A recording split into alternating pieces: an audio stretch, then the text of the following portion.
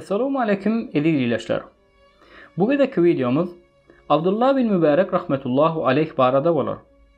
Abdullah bin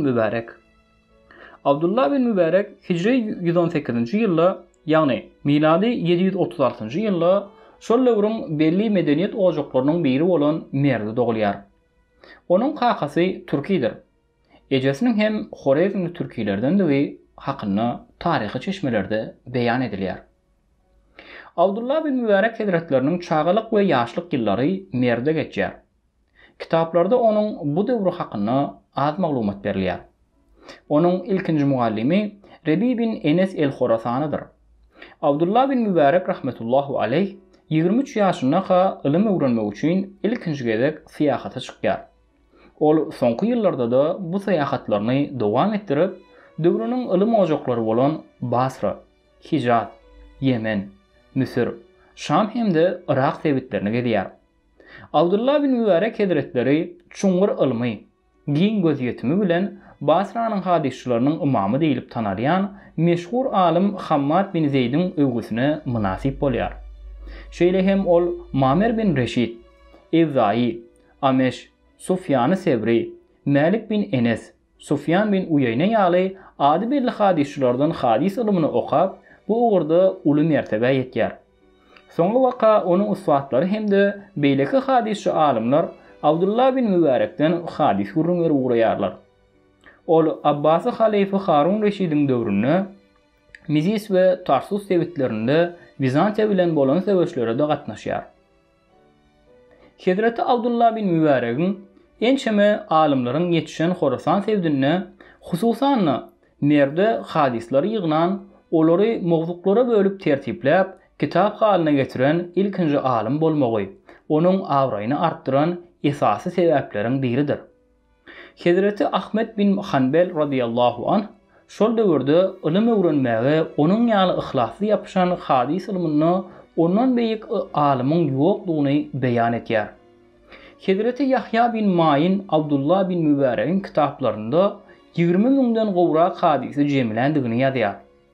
Abdullah bin Mübarek Hazretleri bir gezek Kufe şäherine baranda alimler bir hadisiň üstünde pikir çaprazlygyna düşýärler. Şonu olar, gelin muny ilmiň tebibinden soralyň diýip Abdullah bin Mübarek'e ýüz tutýarlar. Bu bolsa onuň öz zamanasynyň iň uswat hadis alimdygyny görkezýär. Abdullah bin Mübarek Hazretleri öýünde oturup ýeki özi hadis bilen meşgul bolmagy ören gowgurýan eken. Bir gezeginde ondan bu ýalňyzlykdan bir rahat bolanokmy diýip soranlaryna beýik alim Hazreti Peýgamberimiz sallallahu aleyhi we sellem we keremli sahabalarymyz bilen bile wagtym nähil ýalňyz bolaýyn diýip jogap berýär. Ol ömrüniň dowamyna jemi 4000 kişiden hadis dinleýär. Şolaryň hem dine mümkünden eşden hadislerini gurrun berýär. Abdullah bin Mübarek Hazretleri hadise sowuk sala çeňmeleşýän kişilerden hadis almazdy. Olary dinlemezdi. Şeýle adamlara hadis gurrun hem bermezdi. Emma hadisiň gadryny bilýän, onuň gymmatyna düşünýän kişilere derýa bolup joşurdy. Hatta jihada giden ýerlerinde de öwrederdi. Taryhy çeşmelerde onuň gyşyň aňdakly geceleriniň birinde yatsı namazynyň öte ertir namazynyň azany aýdylýança bir hadisiň üstünde durup ona düşündürüş berendigini beýan edilýär. İmam Azam Ebu Hanifanyň talibi we dostu bolan Abdullah bin Mübarek Hazretleri fıkıh ilminde de ustady.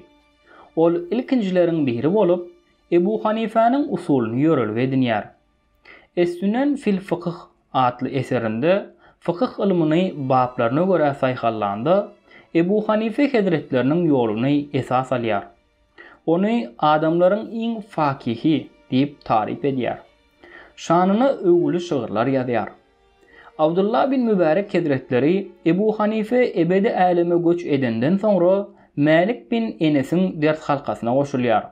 Ol fıkıhda Hanefi we Maliki mezheplerini birleştiren usuly orta atýar.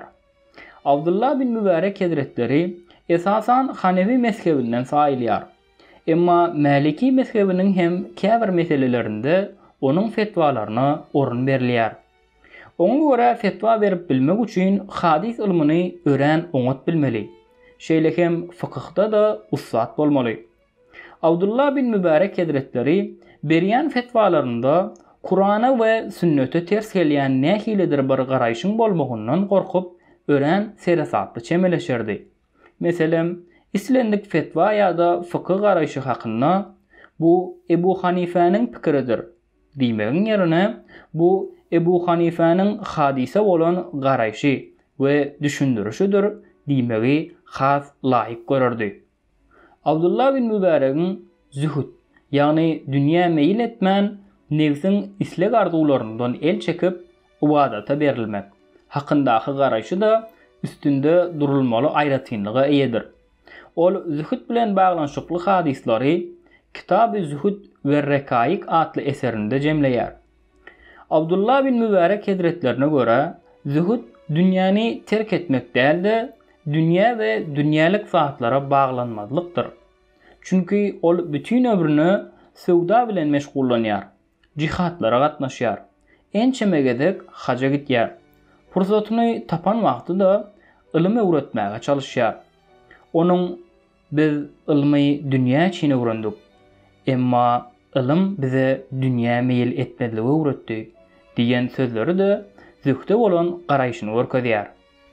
Taryhy ýazgylarda Abdullah bin Mübarek Hazretleriniň gününiň belli bir wagtyny zikir we tefekküre aýrandygy, şol wagtda hiç kim bilen gepleşmänligi, ilim ähliniň hemişe köpçülik bilen oturup turuşmagyny dogry hasaplanmagyny hakynda aýdylýar.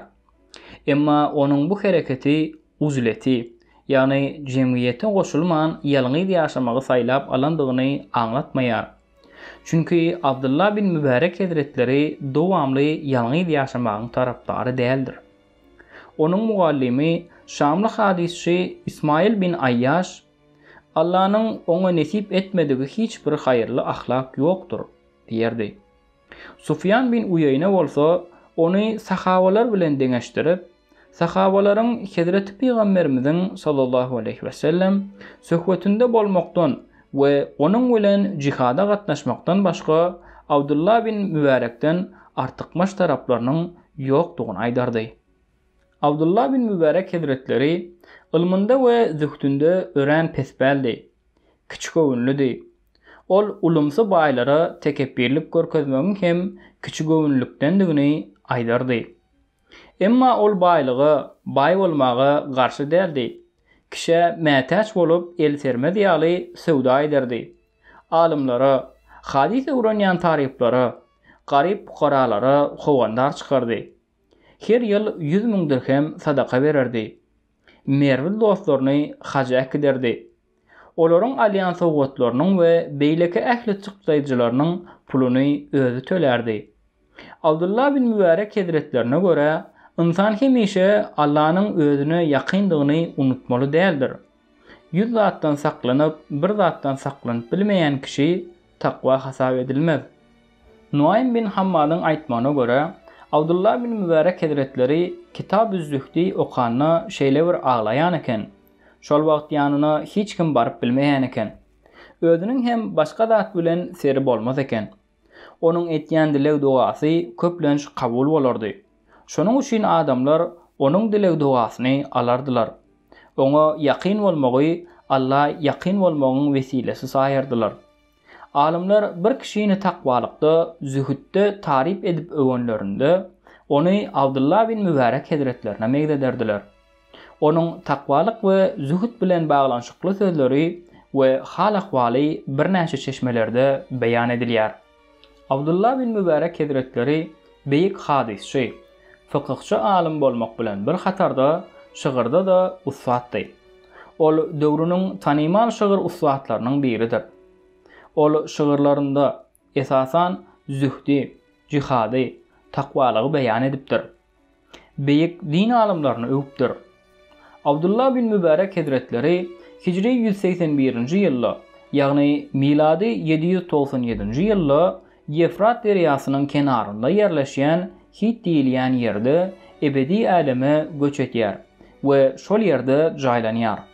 Galyberse häzirki wagtda Türkmenistanyň Mary welaýatynyň Wekilbazyr etrawyny Abdullah ibn Mübaregiň aramgahy hökmüne kabul edilen ziyaratgahyň yerleşýändigini hem tomoşaçylarymyza ýatladasymyz gelýär. Abdullah bin Mübarek Hazretleriniň hikmetli sözleri. Bir gezeginde Abdullah bin Mübarek Hazretlerinden adamlaryň iň erbedi kim diýip soranlaryna ol diňe bukulup dünýe ýygnaýan kişidir diýip jogap berýär. Abdullah bin Mübarek Hazretleri ören jomartdy. Mihmany ören gowy görerdi. Mihmansız sofranyň başyna geçmezdi. Munyň sebäbini soranlarynda ol mihman bilen iýen tagamdan hasap soraljak däl. Şonuň üçin her naharmy mihman bilen ýemege çalışýaryn diýerdi. Abdullah bin Mübarek Hazretleriniň mihmanlara gelen gidene eçilýän hödür keremini gören ýakynlary malyň mülküň adylly mihmany azrak çagyrsaň nädýär diýenlerinde mal adalan bolsa ömür hem adylly diýär.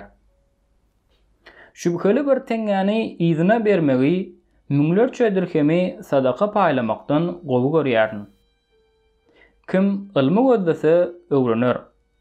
Ilim öwrenen günah işlemekden gorkar. Günahdan gorkan ondan gaçar. Ondan gaça duran kişi bolsa kıyamet gününde hasap bermekden halas bolar. Niceme kiçicik amal niyet bilen ulalar. Niceme ulu amal bolsa niyet bilen kiçeler.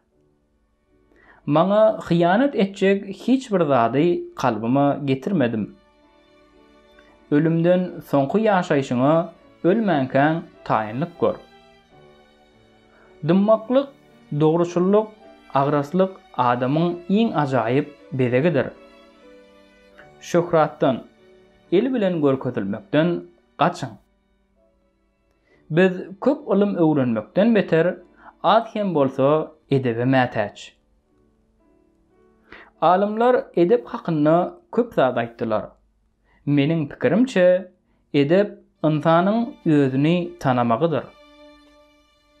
Zähmet çekmek we işini Allah tawşyrmak, tevekküli Allah bil baglamak ters däldir. Tevekkül we tevviz bir işi sebäplerine laýyk berja edip netijesini Allah'dan garaşmak bilen zähmet çekmek ibadatdyr. İnsan kesellän wagty däri dermana harç etmek, ölende de kepenini satyn almak üçin zähmet çekmelidir we bir näme mal-mülk edinmelidir. Gazanmak üçin zähmet çekmedik kimsede haýyr ýokdur. Ilim öwrenmegiň başy niyetdir. Soňra aňlamakdyr. Soňra ony berja etmekdir. Ondan soňra öwrenen ilmini goramakdyr, ýadyna almakdyr. Soňra da ony ýaýmakdyr.